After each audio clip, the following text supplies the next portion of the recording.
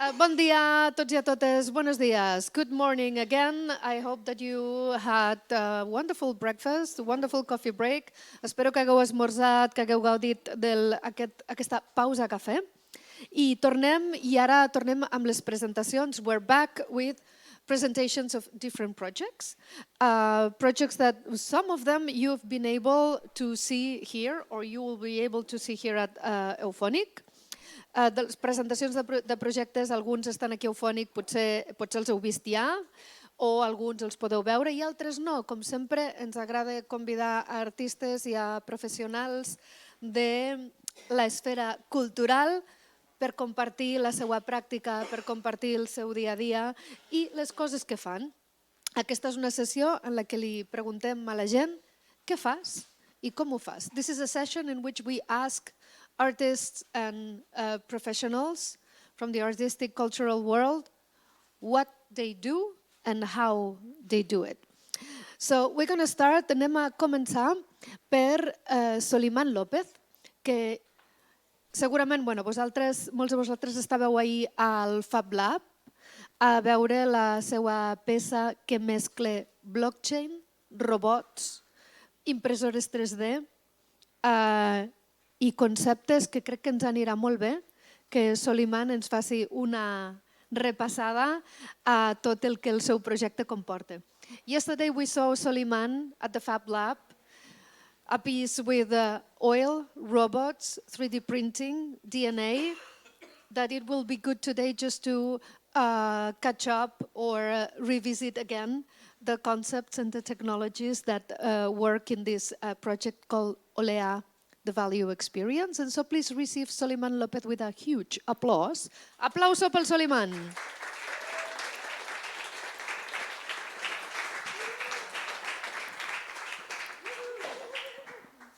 I feel like a monologue. Thank you so much, Antonia. It's a pleasure to share with you. I'm going to present quickly the concept behind OLEA project, but I think it could be also great to have an overview of other ones, just to contextualize my practice. So basically, I'm a new media artist. I prefer to name myself as a conceptual artist because I'm using technology, but from a very conceptual perspective, not just trying to reach out the cutting-edge technologies that, in my opinion, we are not the owners of those new invents. So sometimes it's better just to keep things in the concept, mostly in the times that we are currently living, where artificial intelligence, robotic, and many other technologies are going to take a lot of the place of the cake of the creativity production. So my whole perspective is based in this let's say map. I try to identify different human challenges. Then I do an approach where I'm mixing from the conceptual perspective science and art, and then I pass through a real production where I'm mixing art and science. And then the idea is to create like a social impact around those ideas. And then thanks to art, we can actually adapt the concept, and then we can commonly apply this solution. And for me, it's like a loop that we can actually rebuild each time I'm producing an artwork. So what I don't like as an artist is to have an artwork that is only performing in a collector's house. I prefer to perform in society. So those are some of the concepts I was working on after a while.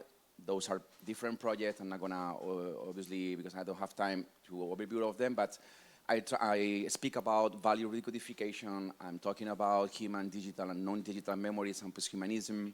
I'm trying to talk about human identities and virtual worlds, future visions, terraforming and ecology, genetics, biodiversity and policies, and decolonization and space colonization. So this is OLEA, is the project that you can see, you can visit in the Fab Lab. Sorry, this is the video. This is the video that you can see there. There's a loop of 5 minutes where you can see the digital production around the projects. But basically, this is the most important thing of the project. In this petri dish, we have a group of bacteria that has in its own DNA the codification of a smart contract. So we can transform a solidity file, a document that has been encoded in a zip, then transform in an ASCII code, then in a binary code, then in a DNA sequence, and then the molecules are really produced and inoculate into bacteria. So here what we have in that pretty dish is like a biobank, because the bacteria are able to reproduce themselves, and they are reproducing the DNA that is the information of the cryptocurrency, of the token. And then with the token, with the DNA, I play around different artworks. This is the whole ecosystem of value that I was thinking about, how we can take something that is coming from the planet Earth, that pass through humans, and then we decrease the value of those products, but thanks to art and this kind of innovation, we can rebuild a new ecosystem to bring value, in this case, digital value to the product that is coming from the Earth. As I mentioned before, there are many different ways to represent the project. This is an installation that is kind of similar to the one that you can visit in the Fab Lab. This is Dubai. Basically, the robot is trying to create a balance in between the value, metaphorical value, in between the olive oils, because one is including the DNA, the other not. So the robot is spacing the olive oil constantly to create the same amount of DNA in both of them. That was in Karachi Biennale in Pakistan. It's a balloon that is inflated when people is in front of the artwork, and then it's giving a token for free to the people who want to take it. It's like a metaphor about what the planet is doing. This is the spin Olea. It was one of the first NFTs that has been acquired in a contemporary art fair in Europe. So here you can see the DNA that is spinning around this spinning wheel. So it depends. I mean, this is another installation with a cylinder where you can see a hologram. You can see through the olive oil and through the DNA, like the main iconography of the token. That is like this coin spinning. And this is a very special one that we did with Alejandro. It's around in Expo Dubai. Sorry. In Expo Dubai, we literally, I did people taste the olive oil, so thinking about the possibility of, even if we are like digesting this olive oil that has a value in the blockchain, maybe our body is also changing its composition and its value, metaphorically. So it was very funny. This is the first NFT that has been sold in an auction house in Spain. It's the foundation of the project. I did this video exactly the day we produced the DNA. And it's basically revealing the molecules. So each square corresponds to one of the amino acids, and it's decomposing. Those more visualization about the project, how this molecule can be represented in a three-dimensional world, are different metaverse spaces. And I would like to present you like more other concepts. This is Capside. I had the opportunity recently of being doing a residency in the Amazon with a local community, the Casilla community, to think about the possibility of having a legal entity for the environmental DNA. Environmental DNA is any trace of genetic information that we can find in a closed environment or in an open one, but in the Amazon it's a very special one. We founded 6,096 different species in the context of 4 trees. I was working with the community to take some samples from the soil to the branches and to the air. My vision was that the trees are doing a big job of sharing DNA information, and it's the case, because the trees are doing a process, the name is evapotranspiration, so they absorb the liquid with the roots, and they transpire it, and they put it in this position in the air, that is the flying rivers. So it makes no sense to protect the biodiversity in a local and a very precise aspect, because everything is in movement, and this is a proof of concept that is trying to demonstrate this. So I did like a decalogue of different sentences defending the environmental DNA. I don't know if you can see, but for example, right to existence and preservation, right to genetic diversity, right to evolutionary autonomy. There's a documentary, so if you are interested in watch it, I can share the link privately. This is like a teaser of the main important concepts behind the project. But basically, once we have the environmental DNA recognized, we isolate it, and then we use this DNA for the creation of different spheres that are in the tree that are containing exactly the DNA that we found it. And we put it back, the spheres, 16 of them, in the same trees that we were working with. This is the bio flag, that is the flag that is defending the environmental DNA advocacy, animations. This is the DNA do mundo, l'ADN do mundo. They are like glass spheres that are containing the DNA of the rainforest. Not exactly the DNA, because the original one is there, but the amplification of the one that we found it. And this is the main picture where I have this blue hands. This blue thing is a pigment that protects indigenous people from bacteria. And it was, for me, like the globes, the natural globes to manipulate the DNA. And this image is in Bogota. It's the Festival de la Imagen. And basically, you have a glass that is representing the whole information of the species that are inside the sphere. So it's like an augmented photography. This is like a micro photography. I don't know how much time I have. More artworks related with this project. And this is the installation I'm now working on. It's the Sacred Drop. The Sacred Drop is an immersive experience where I'm using technology not to isolate people from the reality, but to connect people to the nature. What's happening here is that you have to be like quiet around 1 minute, and then when that happens, there's a pipe system in the ceiling that drops a single drop of water over your head, and that drop is containing the traces of the environmental DNA. So basically, you are blessed by the nature when you are in a quiet and in a very connected way. This is the decalogue. Those are the fingerprints of Don Gilberto, that is the chief of the community, Casilla. There was a big discussion in the COP16 last year. Who is the owner of the biodiversity? Who is the owner of the genetic information?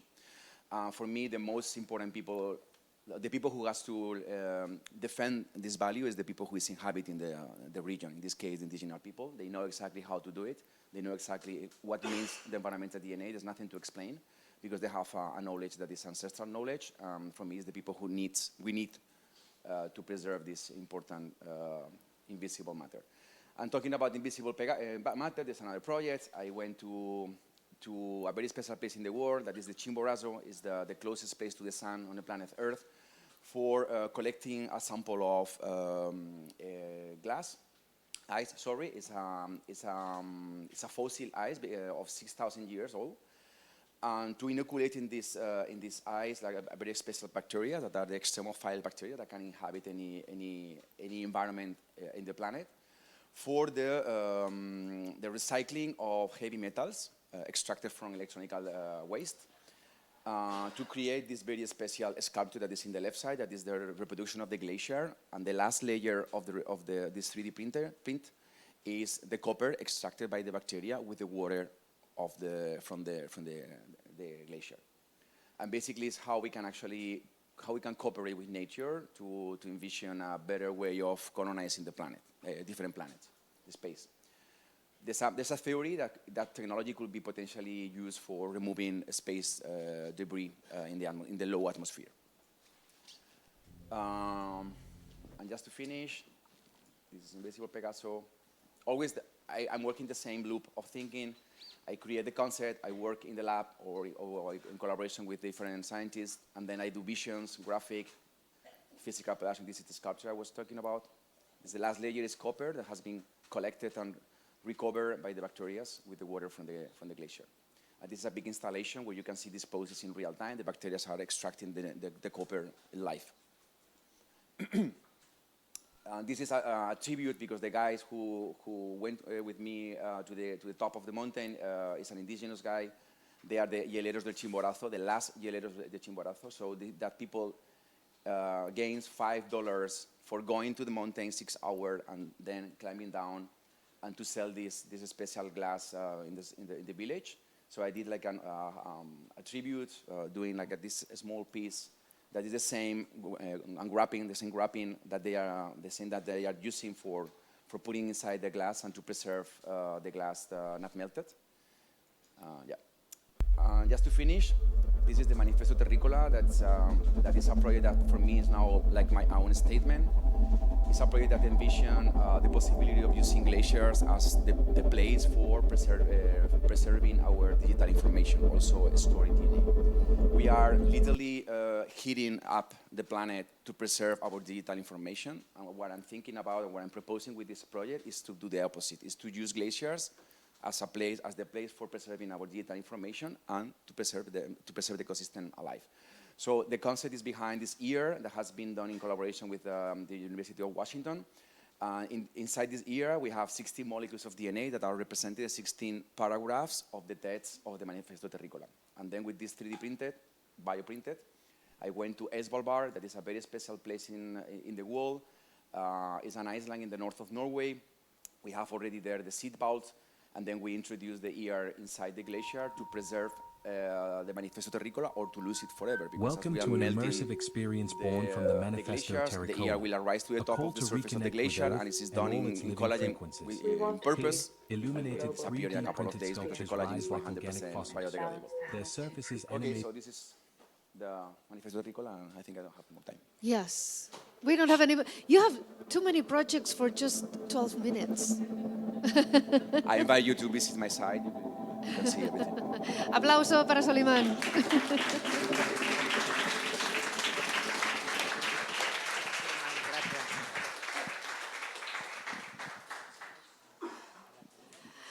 Seguim. Durant la pandèmia vam obrir una sala sintètica, en aquell moment que tots ens estàvem migrant cap als metaversos i als internets i als forats més foscos de la xarxa. Vam obrir això, una sala en un metavers, el metavers ha anat canviant, que es diu Sala Sintètica. During the pandemic, we opened a venue, a digital venue in Eufònic called Synthetic Venue or Synthetic Room, and we kept it alive. Like most people who went to the internet during the pandemic, they killed their internet projects, but we still have the synthetic room. And now we're going to meet the artist that this year has made work in the synthetic room, which is Thalia Escribano. And please, a big applause for her. Do you have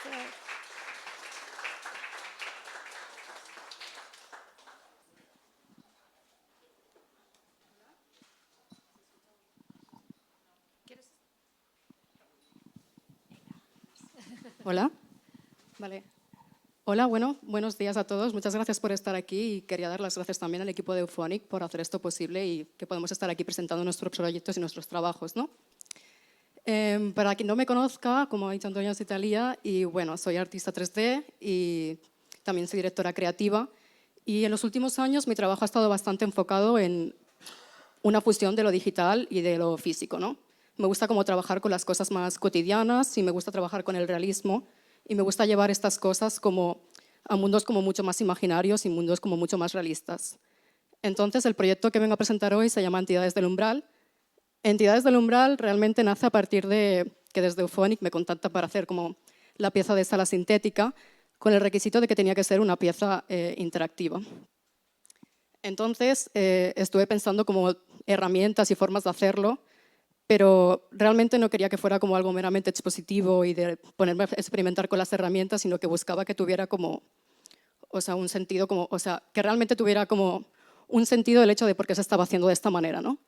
Entonces de aquí nace Entidades del Umbral, que Entidades del Umbral es una experiencia de realidad aumentada y bueno, lo que hace es como llevar unas piezas, unas formas abstractas al entorno cotidiano que nosotros conocemos, ¿no?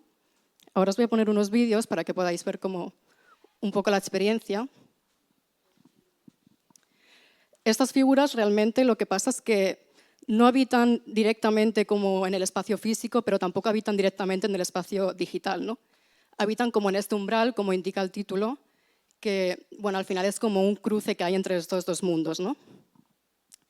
Al final me gusta pensar que realmente lo que hacen es que los dos mundos tienen como una codependencia uno de ellos para que nosotros pues podamos como ver estas figuras, ¿no? Hay una codependencia del mundo físico ya que necesita del mundo digital para que podamos verlas.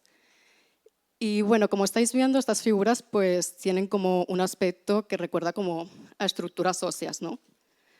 En el momento en el que me puse como a pensar cómo quería definir estas figuras y por qué quería hacerlas de esta manera, estuve pensando que quería hacer algo como muy orgánico, algo que recordara como algo que fuera como muy nuestro, ¿no? Y estuve pensando, o sea, pensé como directamente en los huesos porque al final era algo que es parte como del pasado, pero también es parte del futuro.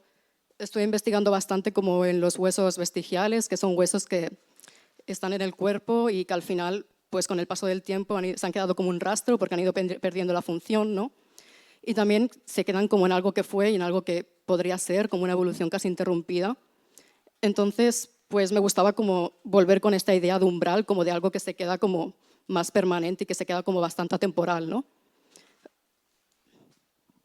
A la hora de modelar estas figuras, pues tuve bastante presente como este realismo de trabajar como con la textura de los huesos, que es algo como un material como mucho más rígido y con más rugosidad.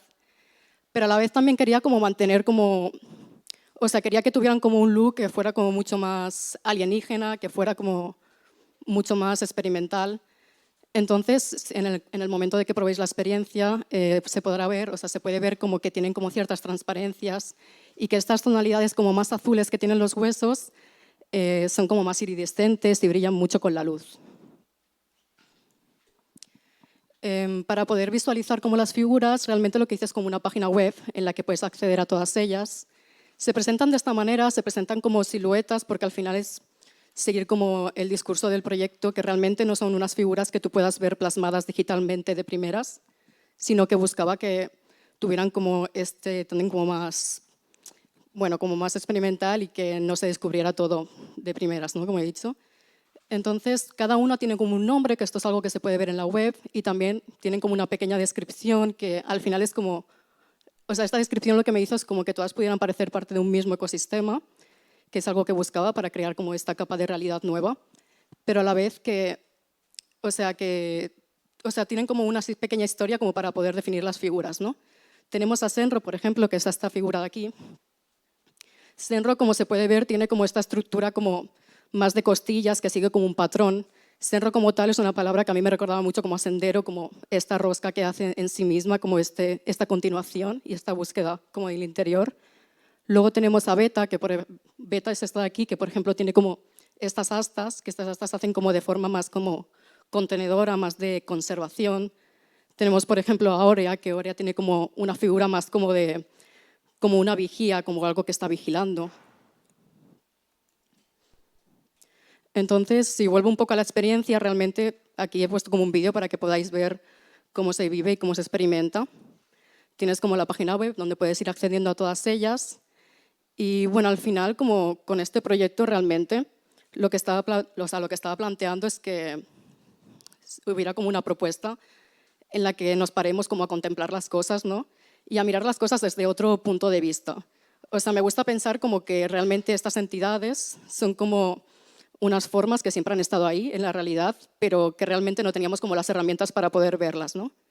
Entonces ahora mismo pues tenemos los móviles para ver esta experiencia y es como, o sea, al final son como una capa más de realidad y los móviles nos permiten como poder observarlas y poder descubrirlas. Y por lo tanto, bueno, os invito también a que con este QR, si le podéis hacer una foto, si lo queréis escanear, o también en la página de Eufònic, si buscáis entidades del umbral, pues podéis acceder directamente al link y allí podréis ver la experiencia. Y pues estaría encantada de que la probarais si queréis hablar conmigo, decirme qué os ha parecido. Y bueno, estaré encantada. Y luego también pues creo que tenemos como un turno de preguntas por si queréis hablar del proyecto, charlar. Y nada, muchas gracias.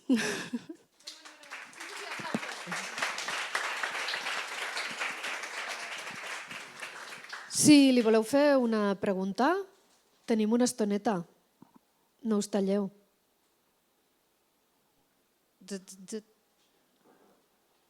No pasa nada, a lo mejor cuando prueben la experiencia ya, si me quieren decir cualquier cosa, porque Total. claro, hay que probarla para saber cómo se ve y cómo se vive. Claro que sí. Otro aplauso para Thalia. Gracias.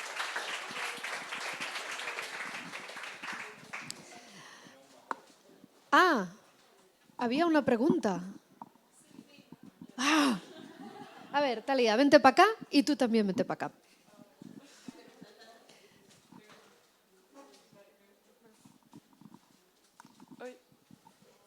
No fue una pregunta, solamente que me gusta mucho como el aspecto como que es como un poco un mapeo virtual Y me recuerda como en la época de la pandemia también había como este fenómeno de Pokémon Go.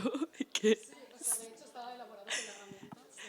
Ah, vale. Y pues como que salió esto y como que esta opción parecen bastante como Pokémones, como Sí, que puedes como o sea, me lo han coleccionar y comentado todo. mucho de que les recuerda a Pokémon. O sea, de Ajá. hecho, la realidad aumentada está creada con el programa. O sea, de hecho, Niantic Studio tiene como un programa que se llama It's World, que permite hacer como videojuegos y permite hacer como experiencias de realidad aumentada.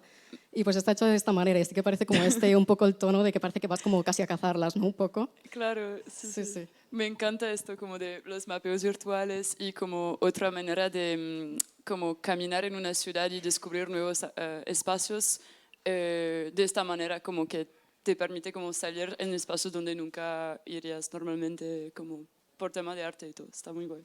Vale, muchas gracias. Merci. Super, vinga, sí, aplaus, aplaus, aplaus, aplaus, aplaus, aplaus.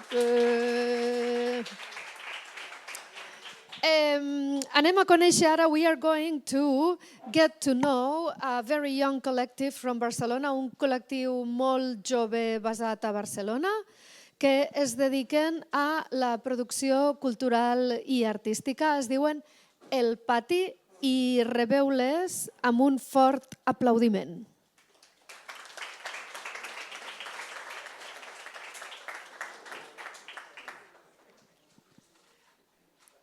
¿Tenéis micro? Quédate en mi micro. ¿Sí? ¿Necesitáis otro? Cap problema, si no ens el passarem. Sí. Sí. ¿Y yo me quedo de pie? Tu de pie, presentes de pie i després... Hola. Ah, vale, bueno. Vale. Merci. Vale. Bueno, hola. Lo primero, gracias a todo el equipo de Eufònic por llamarnos, a Antonia por descubrirnos. Y bueno, yo me llamo Andrea, aquí tenemos a Gala e Inés y también venimos en representación de dos compañeras que no han podido estar. Y todas nosotras somos la mamá de nuestro bebé, el Pati, que no sé si podemos... Sí. Sí, claro, no hay problema. Voy dándole mientras tanto. Bueno, antes un poco de presentaros qué hacemos, quería más que otra cosa contaros como de dónde venimos y cómo nacemos. Todas nosotras nos conocimos en el máster de gestión cultural de la UB y también nos hicimos amigas intrínsecamente porque vimos que teníamos intereses comunes, que estábamos en la misma onda, íbamos a los mismos espacios culturales, caminábamos por los mismos gustos y nos aventurábamos un poco a los mismos caminos, básicamente. Gracias. Y de todo este proceso nos dimos cuenta que estos espacios culturales o estos amigos que estábamos haciendo en este proceso, que muchos eran artistas, pues tenían los mismos problemas de precariedad, falta económica, falta de formación legal y de profesionalización, porque al fin y al cabo realmente a los artistas y a los espacios culturales muchas veces nadie les enseña a profesionalizarse. Y ahí es cuando dijimos, joder, pero si nosotras venimos de esto, estamos ahora mismo profesionalizándonos dentro de la cultura. O sea, todos estos problemas nosotros les podemos dar una solución.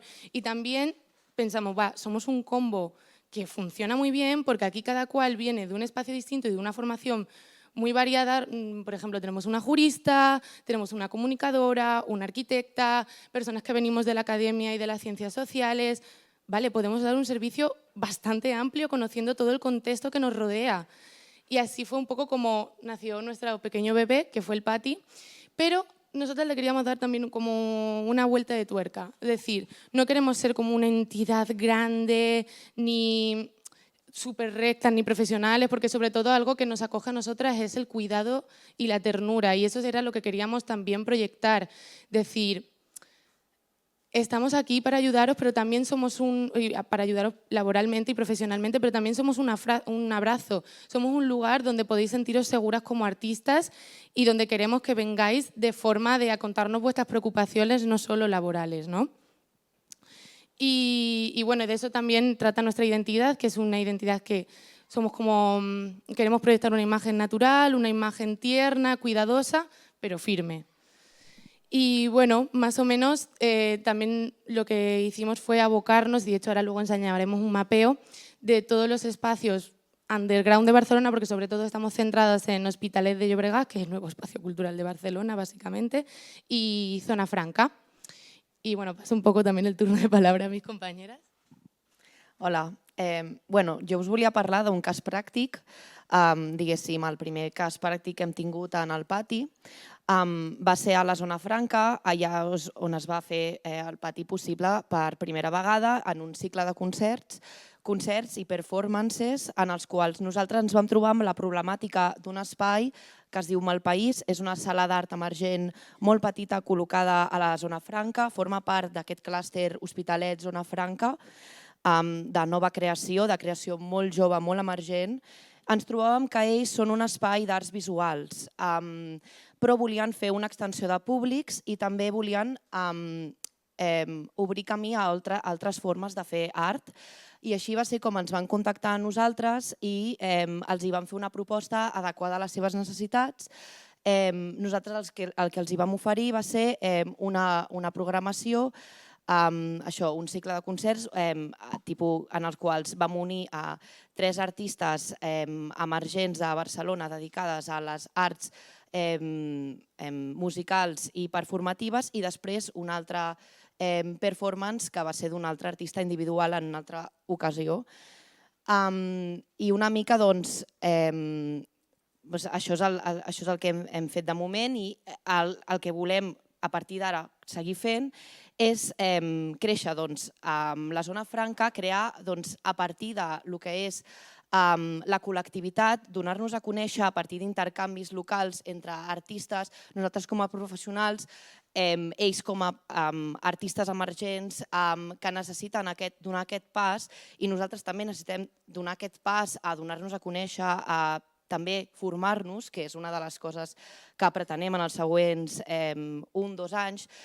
Propostes com Eufònic que ens ajuden també a professionalitzar, a posar una mica sentit a tot el que estem fent, a parlar d'això i posar, al final, sobretot, parlar de la precarietat, sobretot del que és el món emergent a ciutats tan grans com Barcelona, en els quals molts artistes es troben amb un camí que costa tirar endavant i fer-ho tots junts, bàsicament. Llavors, una mica per començar a créixer, el que hem fet va ser mapejar una mica. Aquest és un projecte que ha fet la nostra companya Inés pel màster, de fet, que ens ajuda una mica a localitzar aquests espais. Hi ha aquesta pàgina web que és superinteressant, que ens mapeja aquest teixit cultural i que podeu consultar si voleu amb el QR. I ara la Inés ens farà una mica l'explicació en anglès i ens explicarà una mica més sobre el seu projecte del mapa aquest que l'ha fet ella. Hello. Well, just to do like a bit of a summary of what my two friends were saying, is that we wanted to offer a safe space for emerging artists in peripheral spaces of Barcelona, and to be a sort of bridge for artists to connect with the art network of Hospitalet and of Barcelona. And it kind of emerged as a project because I come from more of a research background, and I was researching public policies and the impact they have on art networks in peripheral spaces. And it came to my attention that obviously one of the main issues that artists face today is the administrative load that they suffer in terms of applying for funding and all of the other tertiary tasks that they have to do on top of producing arts. And so it came more from to kind of seeing our friends suffer and be in this difficult position, to offer them a space where they could have someone to help them with all of these administrative tasks, especially in terms of applying for subventions and presenting themselves both online, virtually, and in the real world. And also to focus more on the idea of proximity networks, because obviously today we're with in a globalized like age, like we see that there's so much work being put online, and there's this saturation, I think, of content produced by artists virtually. And so this saturation that like we call like the content economy, or like the attention economy that we see, makes it really difficult for, I think, emerging artists to find their place in cities like Barcelona. And so I think this has led to the success of Hospitalet as an art scene, because it's been a safe space for a lot of artists to find new locations where they can produce art, because there's a lot more space. There's not the same housing crisis than in Barcelona, and so there's a lot of residency spaces, and in general, like more space for people to work and connect. And a lot of clusters have appeared in like the last 5 years.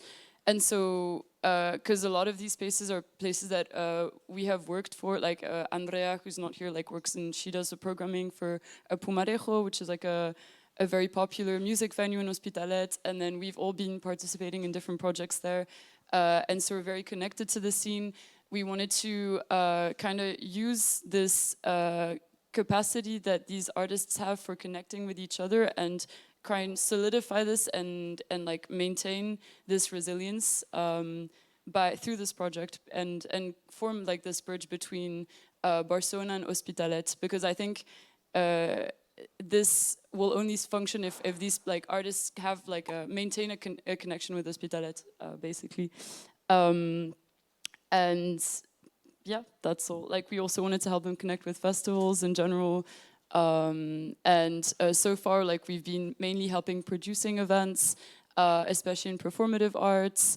And also what Gala was saying was that we were working closely with an art gallery called Malpaís, who was having issues bringing new audiences to their events. And they had a very young public that was very focused on visual arts, but they needed like more visibility, and not online visibility, because they have a lot of online visibility and a lot of people follow them online, but then there's the actual difficulty of getting people to come see the art in person. And so we wanted to go back and like kind of go against this digital movement. I think for us is very important, like the face-to-face, as opposed to kind of having like a very strong virtual strategy. And so like organizing music events and going for this very like multidisciplinary approach, was very important for us. And yeah, pretty much. I don't know if you want to say anything. Bueno, un poco nada más para concluir. Como volver al comienzo, decir, el Pati ha pretendido desde el principio, y queremos seguir con esto, es algo que nos mueve bastante, a que sea un espacio colectivo. De hecho, el nombre viene de ahí, del recuerdo que nos trae la nostalgia, el patio de nuestras abuelas, el patio del colegio, que es un lugar desde el que construimos todas juntas, y entender que tenemos que hacer círculos de colectividad para poder seguir adelante y para luchar contra lo que nos veníamos viendo, que es la precariedad y la situación laboral a la que tanto artistas como gestores culturales y demás trabajadores de la cultura nos vemos abocados desde toda la vida, básicamente.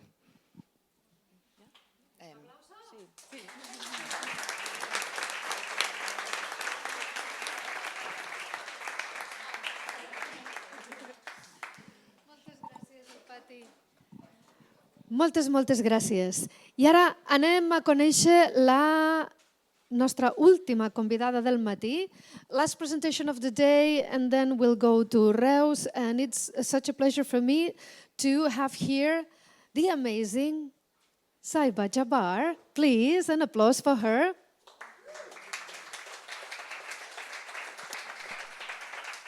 She comes from filmmaking, and she has a project where she supports artists, digital artists, but not only, called Her Visions, artists that are women or that they identify as non-binary. And for me, it's like an amazing resource of discovery, and also very inspiring because of her approach to curating. So, Zaiba, the microphone is for you. If it doesn't work, that one. Hi, everyone. Thank you to Eufònic and Antonia for the invitation. It's a real pleasure to be here. My name's Zaiba. I'm an independent curator and founder of a platform or curatorial agency or initiative called Hair Visions. As Antonia mentioned, my background is in filmmaking. And so I used to work as a director, making music videos and content and commercials. And just, I guess, as a sort of woman of color, in a really white male-dominated industry, which is the film industry, I felt very frustrated and was always kind of, just felt like I was hitting the glass ceiling a lot of the time. And that kind of, in lots of moments, I guess, of solitude, I was kind of just really fascinated by a lot of the work that I was experiencing on social media. So, and I was really kind of interested in this idea of self-publishing on social media and why there was a lot of female identifying artists or marginalized voices or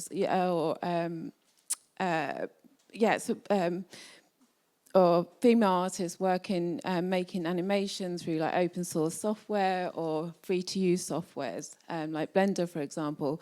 And I guess a lot of my own work as a director was very sort of experimental, and sort of was really fascinated by the sort of post-internet aesthetic and sort of working with very limited resources, or making anything that was very post-heavy was generally very difficult and very time-consuming. So with this shift in sort of like digital technology and self-shooting communities and then open source software and self-publishing through social media, there was definitely this sort of like real shift in the way that I feel artists and makers were being able to create sort of moving image.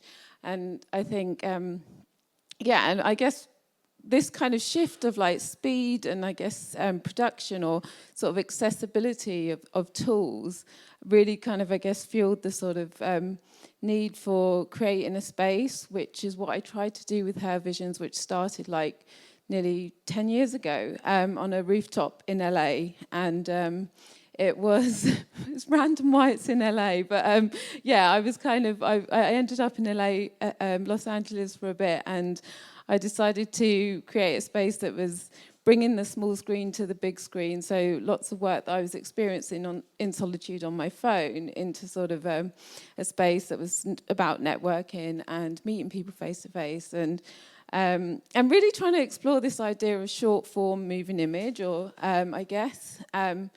And yeah, I guess that kind of really, my own practice is really about this sort of like the vernacular of moving image and how we sort of, like how the static becomes moving. So I'm really interested in this kind of concept, and this is always really inherent in my practice in general.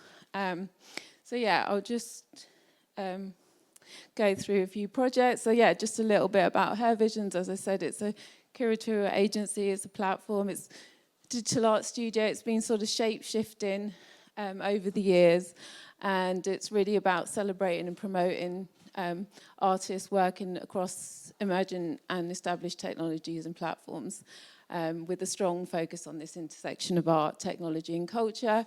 And it's an investigation in how people and the margins are using technology to create art outside of traditional formats, making space for themselves through the experience of expanded moving image.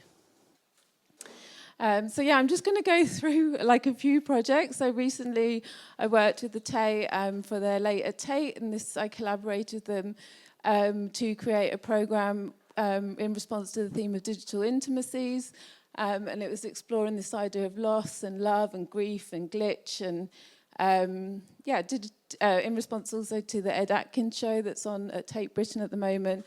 This is a performance work that was with Nina Davis, Bionic Step. She's an amazing artist. I'm also going to be working on a project with her coming up as well, so look out for that. This was a sort of a project in collaboration with the Saatchi Gallery and Instagram, where we created a sort of living portrait. I'm sorry if the resolution is a little bit delayed. So yeah, this is kind of, I guess, exploring like, it's called Fluid Imaginarium. It's a moving image artwork showcased at the Saatchi, looking at sort of Gen Z identity. So we worked with a whole range of like reels from different artists, and yeah, we had like the first like Down syndrome model for a beauty brand. We had it's kind of slightly more commercial work, but it's a really interesting project. Again, using sort of gaming technologies to create animation. This is I partnered with the Photographers Gallery, working with the amazing Joseph and Nat Cham. If you don't know her, I would recommend you explore her practice. But yeah, this work was kind of about unveiling like the hidden like memories and resistance around sort of Afrofuturism, using sort of augmented reality. And this was a sort of activation around the Photographers Gallery in Soho Photographic Quarter. I think it was like, yeah, particularly striking because the sort of different digital triggers were from the photo montages were activating like these 3D augmented reality experiences and this online sort of aquatic world.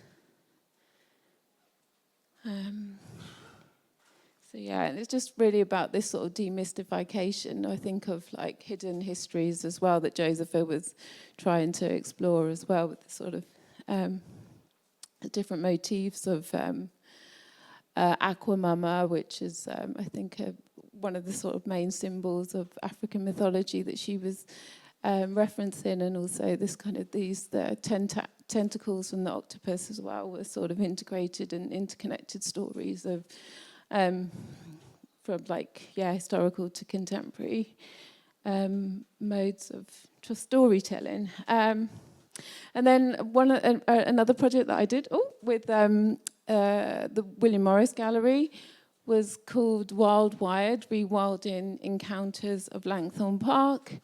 And this was a really quite a big project, working with local residents in a park and also William Morris Gallery. It was a project made for Radical Landscapes, which was an exhibition that came down from the Tate Liverpool, and it was exploring sort of our identity and our relationship to the land.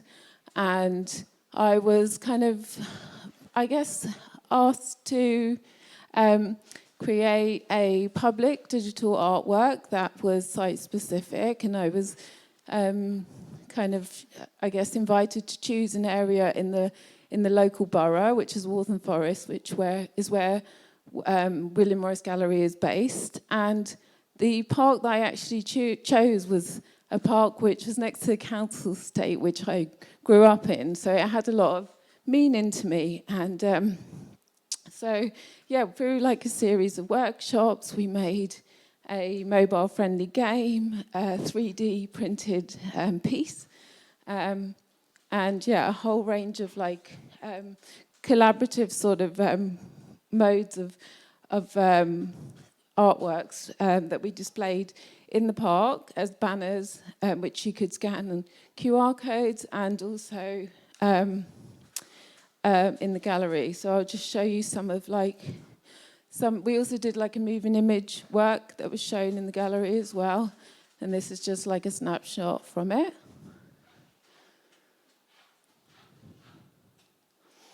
So the kind of concept of the work was looking at the plants that were in the park and thinking about the medicinal properties of the plants in the park and how they could inform future organs. So we made these we had workshops with the residents in the local toy library that was based in the park, and we invited them to respond with 3 different approaches, which were through photography. Don't know if that's good. Try and play that again. Maybe not.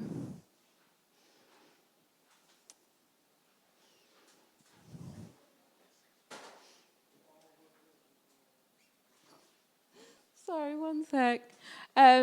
So we had like 3 different facets to the workshops for this very like collaborative, like collective storytelling process. Where it was a photography, collage workshop, and then a writing exercise. And so everything was like made very collaboratively with a group of digital artists. So we had these artist-led workshops, and all these, what you can see is speculative organs that were co-created with the local community, digital artists, and we used artificial intelligence as well to create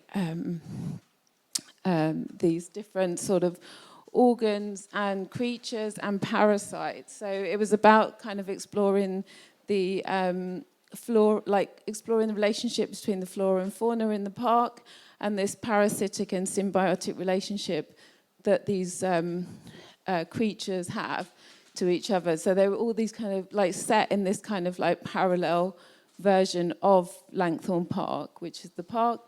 And it was also kind of referencing William Morris's proto-ecotopian novel, News from Nowhere. So it was kind of thinking about social sculpture, collective storytelling, and sort of community engagement to make this public artwork.